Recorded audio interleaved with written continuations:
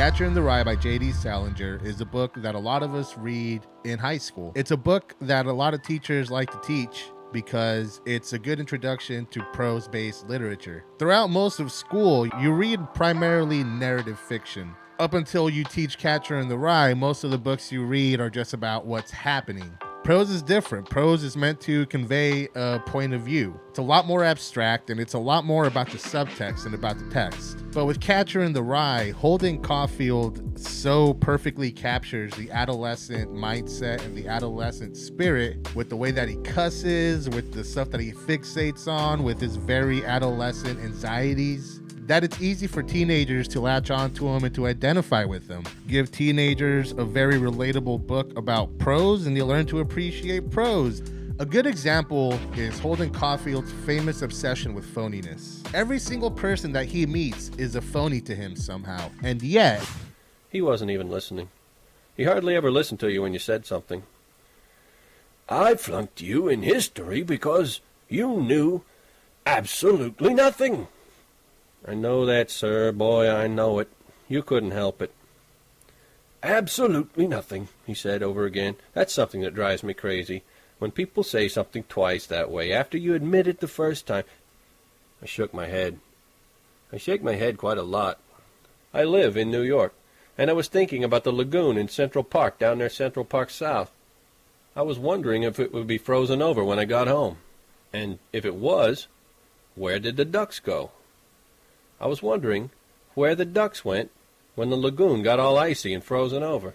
Holden hates everyone around him. One of the things he hates in others is something that he does constantly. Holden doesn't hate others, he hates himself. None of this is told through action or dialogue. It is told strictly through his inner monologue. A lot of the novel is him just kind of sitting somewhere or walking by somewhere and noticing people. If he even talks to anyone, it very rarely goes beyond small talk, which is funny because that's one of the things that Holden hates. Needless to say, this wouldn't be very exciting cinema. That hasn't stopped a lot of people from trying. Gene Wilder, Leonardo DiCaprio, Steven Spielberg, Marlon Brando. I mean, those are just some of the names who have tried to get the rights to adapt this book. Still, given the lack of plot, the prose-driven nature of the writing, the lack of characterization for the minor characters, and Holden's inescapable cynicism and entitlement, it is hard to imagine even the most experienced filmmaker being able to translate the book to film in any way that represents what makes it such a classic. Spielberg couldn't pull it off, but a bunch of high schoolers from Houston already did. You know, I think that there are books like that even the shitty students with the ADD and the and the senioritis and all that shit, like it catches them, and that's sort of the goal I think in English classes, right? It's like get kind of one book that gets through to people, and Catcher in the Rye is definitely one of those. Was one of those for me. This is Andrew Edison. In 2010, him along with his friends Luke Lofton and John Carna made a movie after school and on weekends called Bindlestiffs.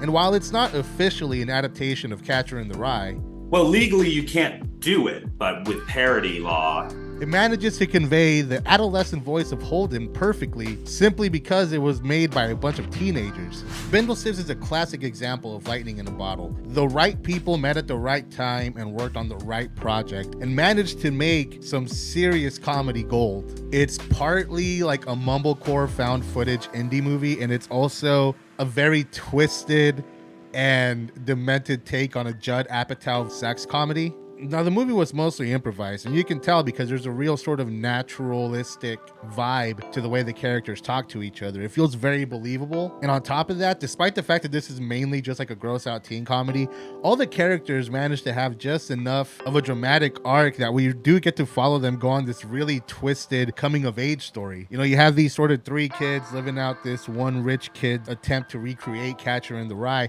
But on top of that too, you have this security guard character, and he perfectly encapsulates the sort of puritanical moral panic mindset that follows Catcher in the Rye. They also managed to explore literacy that all but one character have never finished reading the book. It manages to be like this really, really funny movie, but then at the very end, it is punctuated by this really sudden dramatic shift. It's a little bit poignant, like when it's all said and done. It's a very short movie. It's only 79 minutes long, and it moves very quickly.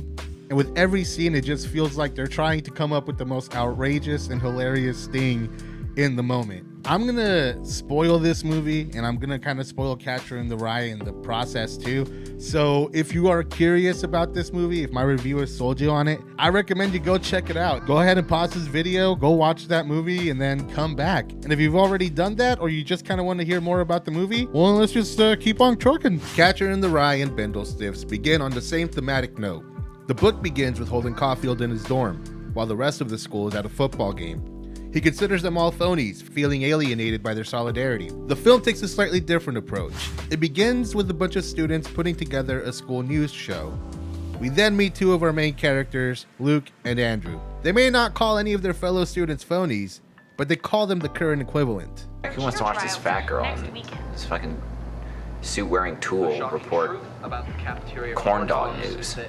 And before I have a chance to say anything else, the film acknowledges the book directly. Has the controversial and historically overrated novel, The Catcher in the Rye, off of library It's been a while shelves since and I read a out of book. print. Yeah, me too. But this one is actually good. We are then introduced to the security guard and Glenn Beck enthusiast, Charlie, who forces them to recite the Pledge of Allegiance. Cut to John Woo. No, not the director, this little guy. In a parallel to the book, we are introduced to a teacher.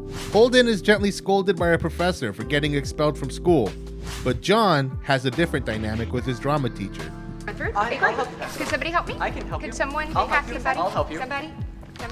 I'll help you pass them out. We have an interesting moment where the teacher has rewritten Romeo and Juliet. This, along with the fact that the school is banning Catcher in the Rye, introduces one of the film's central themes, and the one unique theme separate from the book: censorship.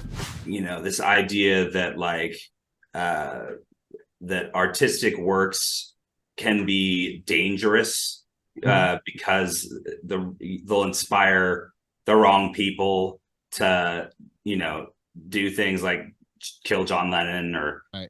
You know, the Columbine shooters and all those kinds of you know, it's like blaming video games for violence and things like that. And that really ties into the whole like banned book thing and the censorship stuff. Andrew fights against this censorship the best he can, but the Marjorie Taylor Greens of the time have won the war. The film continues to follow the book. Whereas Holden puts up with a couple of annoying dorm mates that he can't stand, Luke, Andrew, and John are pretty solid friends as they talk John out of trying to hit on his teacher. They tag up the school bathroom, which leads them to getting suspended, just like Holden gets expelled. We then cut to Andrew as he makes a phone call while he's smoking a cigarette in a red hunting cap, Holden Caulfield's signature look. All right, we're gonna go experience the real world Holden Caulfield style. It's gonna be awesome. Okay. Up until now, this movie has been a goofy teen comedy, and while it is primarily that, we are treated to our first subtle moment of gravitas. Just gotta finish cleaning off my mom's barf and I'll be right there. Oh, is she sick? No, dude. I'm sorry. Dude, why are you apologizing? She's drunk. It's a good thing. All right. Andrew Edison plays a lot with framing in this film. John is in the middle of this three-way split screen, literally and figuratively, since his naivety leads him to allow Luke and Andrew to push him around. He stands in front of Chinese lettering to drive home the fact that he is adopted into a totally different culture. Luke is in his kitchen with empty liquor bottles in the background. Andrew, who we know very little about, sits against a blank wall with a half-open copy of Catcher in the Rye. Throughout the film, we come to learn that he rarely sees his parents, just like Holden. And with the characters fully introduced, the plot set up, and a thick, creamy layer of meta laid on top of all this like one of those bomb-ass chocolate cake squares from Save Mart, we start getting really weird. The second acts of the book and film take place primarily in dingy hotel rooms. We get a brief scene where Andrew approaches a junkie to get access to a hooker. They share a cigarette, and an interesting detail here is that Andrew is likely too young to buy his own lighter, so he had to take a barbecue pit lighter from home to light his cigarettes. While all this is going on, we get a ridiculous scene where Luke, the supposed sex haver of the group, gives his buddy John his version of sex ed, clearly based totally on porn and not from personal experiences. Those three guys were friends. Part of why they connected was their desperation, but also their loneliness. And even though they have people around, you know, it's like they have very tragic home lives. Yeah, I guess Andrew's is unspeakable. Luke with the drunk mom, and then the super conservative adopted parents of John, and kind of this idea that it's like they're they're neglected. And they're trying to parent each other. That's very true. Each other sex ed, and you know, we took it really seriously of what we were trying to like say and do, and then in the moment we would find the comedy there. Andrew is introduced to Mike, a drug dealer and pimp. In the book, when Holden first enters his hotel, he looks out at his window to a neighboring building where he sees a lot of people that he would call perverted.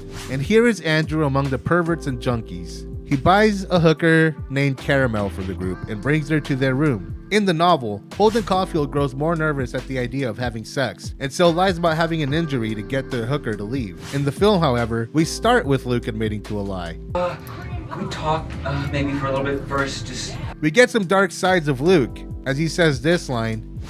I just am sort of uncomfortable with this whole sex thing. You know, my mom, there's issues there. She drinks all the time. I'm sorry, I don't even know why I'm telling you this, but can we... Which, when you consider this line from moments earlier... Does that get the girl pregnant? I mean, maybe, but, you know, once you bounce, it's not really your problem. Paints a sad and kind of disturbing portrait of a really troubled kid, despite being the one who is seen as the voice of reason in the group. Rather than kicking Caramel out like Holden, Luke has an illusion to sell. Oh, Caramel, guys. Caramel. They call it a night, and the next day, we start with Charlie. And then the banned book thing, which, I mean, I think it aged well in that regard. Looking at it through the lens of now of like alt-right stuff and wokeism on the other side or whatever they call it, you know, those things did stand out to me. And, you know, this idea that artistic works can be dangerous because they'll inspire the wrong people to do things like kill John Lennon or the Columbine shooters. And it's like blaming video games for violence and things like that. And that really ties into the whole banned book thing and the censorship stuff. I think a lot of the reason that the kids, and this might be true of Catcher in the Rye, is like that insulation results in them like going the complete opposite way to another extreme, because extremes are all they know. It looks like Andrew not only predicted conservatives growing more sensorial, but also conspiratorial. This is clearly a gun of some kind. It's a Glock or a 9 Desert Eagle. And these are the bullets. But these bullets aren't even coming out of the gun, though. Like, where do those even come from? It's a rain of bullets. It's a metaphor. Okay. It's a drawing metaphor. Okay. Let me finish. All right. This one's missing a leg. The boys plan on getting John laid. Despite thinking it's a bad idea, they think that if they push John to go through with this fantasy of his, he will see how stupid it really is. John goes up to his teacher's house and knocks on her door, only to be met by her wife. Andrew keeps the camera above the actress's shoulder here at a high angle, making John look even smaller. He decides to wait for his teacher outside while Luke and Andrew get some snacks. Luke, the child of an alcoholic, gets to drop some knowledge about wine before Andrew starts to evoke Catcher in the Rye. We could just go to a bar, like tomorrow night or something. No, we can't go to a bar, dude. I'm not gonna go to a bar. Dude, why the fuck can't we go into a bar? I went to a bar like recently, and I just got up to the door, right? These two guys come out, and one of them was like kind of Cuban, and he had really shitty breath. It smelled like crap. So, that didn't happen to you. Don't bullshit me. No, that happened to me, dude. That happened to me. It didn't happen to you. It happened to Holden Caulfield, a fictional character. Did you read the book? Yes, last night I read the whole book. You read the whole book? You don't like to read. I saw your pills on the table. I just took down a bunch of them. You popped my pills? You popped my Ritalin? I really couldn't go to sleep, man. Your pills were like fucking crazy. They hang out in the back of Luke's car, and we learn that Andrew keeps to himself, making him hard to really get to know, even for Luke. Andrew gets mad that Luke has actually finished the book. It seems as if he wants to be seen as the Holden Caulfield, and the illusion is harder to pull off for anyone who can recognize what he is doing. All this, despite the fact that Andrew himself hasn't actually finished reading the book. The teacher's girlfriend feels bad for John as it begins to rain, so she invites him into her home. He is directly confronted with irrefutable evidence that his crush is a lesbian, and so he leaves. While Andrew may be our direct Caulfield analog, Holden's arc is split between the three characters. Andrew is trying to recreate this book, thinking that it will give his life meaning, just like Holden runs off to New York thinking it'll give his life meaning. John is contending with his naivety, and Luke struggles with trying to act older than he actually is. John then finds himself at a park bench, speaking at this homeless woman and getting increasingly more drunk. What happens next should really be experienced on your own as it gets more dark and hilarious. It is a huge deviation from the book, so we're just gonna catch up with Charlie. Charlie talks to the principal. Catcher in the Rye? That's ominous. I don't read, but people are talking stories. It's all BS. You know what happens when people read Catcher in the Rye? People die. People get shot. People graduate. That's what happens. Like all right-wing reactionaries, he has worked himself into a panic because of stuff he has read online and starts asking for firepower. The principal is vague, something Charlie takes advantage of. We go from one conservative nut job to a whole bunch of others as they protest an abortion clinic. The boys show up for reasons you'll have to see for yourself. All you need to know here is that Mindy, John's sister, is there, and this happens.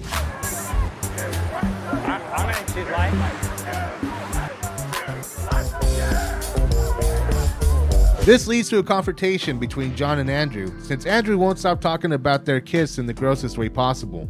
He tells them that he plans to take Mindy to an ice rink, just like Holden does in the book.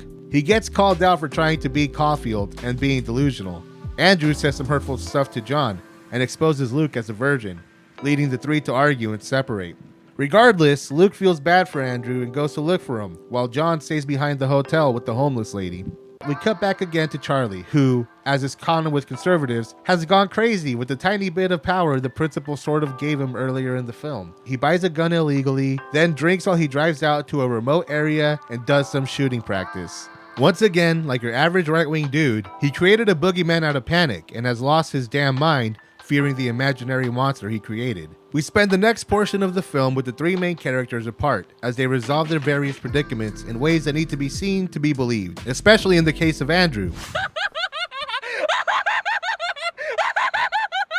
who fucks around and finds out just how ugly the adult world can be. They have to lose their virginities, and that has some level of like they're doing it to prove something to each other more than themselves, and they're actually traumatizing themselves. They're on a journey to traumatize themselves because they haven't gotten to experience enough brutality and pain yet because they've been so protected by their school, and anything that's like challenging or could rattle them is taken away. That toxic masculinity shit was like still was really starting. People were starting to like think about that and point that out and ridicule it. I like to explore that. That's where I have things to say because I am one. And my worst fear would be becoming like my characters. And I think that maybe J.D. Salinger, it's that shitty little kid in him that he was tapping into. And I think in high school, you're so worried about your future and you're trying to rush into becoming an adult. And I think that's obviously a huge part of Catcher in the Rye and something that those kids were doing. So yeah, it was definitely like thematic and character that, obviously what is where we were adapting things. But it's more of an impressionistic adaptation than, obviously, and like a meta thing that we thought was fun. We end this sequence with Andrew taking a night ride on a Ferris wheel as he contemplates what he had just done. After spending the entire film trying to recreate Catcher in the Rye, his previous actions have now pushed him past the point of mimicry, as it has left him so confused and disillusioned that he at last fully embodies Holden Caulfield's traumatic arc. The next day, Luke gets a call from Mindy. Andrew asked her to elope while at the ice rink, just like in Catcher in the Rye. Luke goes to the mall where the ice rink is at and tracks him down. At this point, it is unclear whether or not Andrew has finished reading the book, but asking Mindy to elope is the last time he attempts to recreate it. It is likely that someone who hasn't finished reading the book would believe that it ends with Holden Caulfield running away, given the third act revolves around his attempts to do so. Luke finds Andrew on one of those little trains you see at the mall for kids. He is framed openly against the real world as he talks Andrew, framed within the confines of a toy window, down from his plans to hop a real train later. Whether or not Andrew planned this, the characters reunite, each of them gone through their own bonkers Holden Caulfield style coming of age story, looking on at a carousel with the homeless lady on it. And if you know the book, then you know that this is completely twisted. In the later chapters of the book, we are introduced to Phoebe, Holden's little sister. She is a bright kid who loves her brother even though his behavior and self-loathing confuses her. When Holden tells her he plans to run away, she tries to talk him out of it the best she can. Instead of telling on Holden or even continuing to try to stop him, she shows him support and gives him her birthday cash to help him get his start. Her kindness is what breaks Holden's cynical streak, as her reaction to his plans make him rethink what he is doing. The book ends with Holden looking on at his sister as she rides a carousel. Her unconditional love and support made him stop thinking of himself so much and do something kind for someone else for once. And his kindness allows him to see his sister smile and be happy. This is a genuinely wholesome, sweet, and beautiful ending for Holden, who up until this point has been your typical self-obsessed teenager. So the fact that this film portrays this homeless lady who has been punched, kicked, and treated like a dog more than a person. Just go for it. Just leave and never come back, okay? Just leave me. As it's Phoebe, is as dark as it is funny. And in a moment, it's about to get way more messed up. John convinces the other two to leave the homeless woman behind the school so that he can visit her more easily. Charlie gets word that they have been spotted and goes to hunt them down. Literally. The school that banned Catcher in the Rye and changed the ending of Romeo and Juliet makes the school go on lockdown as the presence of the three boys is seen as a dangerous situation. Charlie catches the boys, and as is often the case when conservatives with guns get a little paranoid, he overreacts to a benign situation and kills the homeless lady. This movie's version of Holden Caulfield's 8-year-old little sister, Phoebe. The movie cuts to 3 weeks later as Luke and Andrew go to John's house to help him deal with the death of the homeless lady. They do a weird memorial service for her, where she is referred to as a creature. They wave American flags, make an effigy of her, and dress in a poncho resembling hers, while they reflect on the events of their wild 3 days at the hotel together, more on the woman herself. Yeah, I mean, we had thought about her from a religious perspective of being sacrificed. And we always kind of knew we wanted to end it with her dying. They sing Amazing Grace together while Andrew and Luke do some weird dance around John, who is mourning the most out of the three. And then the film ends with John left behind alone. To say this film has a dark ending would be an understatement. This is dark, weird, and yet it feels like the most genuine conclusion to a film this bizarre.